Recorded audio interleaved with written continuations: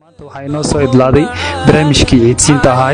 oo aan maanta ku ciidsiinay ilaa iyo dhowr iyo 30 iyo dhowr qofood maasha Allah oo agoon ah waxaan hadda alxamdulillah meeshaas noogu soo idlaaday barnaamijkaas waxaan ugu horeeyay barnaamijkii ahaa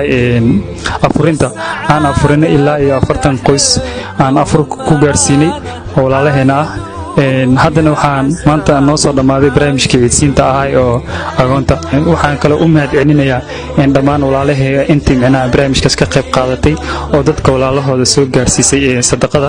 anagina aan u sii gaarsiinay aan mas'uul kaga ahaynay sidoo kale shalay waxaan qabanay barnaamij ahaa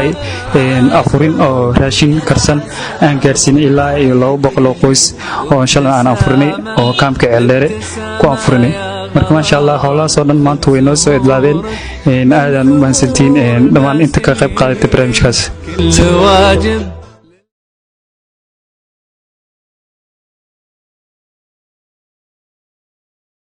أنا فرحية إلى فرحية ولا ليش مسلمين إلى قال إلى يعني ترك إيد إيه كانوا فرحيين ترك تمام هسني إيه كانوا فرحيين إلى فرحي إيه كان لا أنا مجري كان دين نور هذا المحمد ولا أنا كان ريت نايسنا ولا لينا أنا قدنا خير الله سوى المسيحين وأنا فرح سنة أنا كان ريت نايسنا إيه كانوا قدنا المسيح ما الله سوى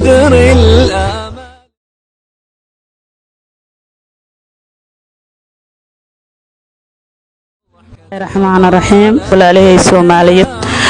maanta ilmahan awoonta ee iika ku farxiyeen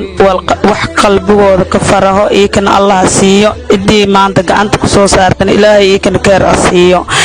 waxa way anaga dad buush deganaanahay ilmahan awoon waaye buushkan ka keenay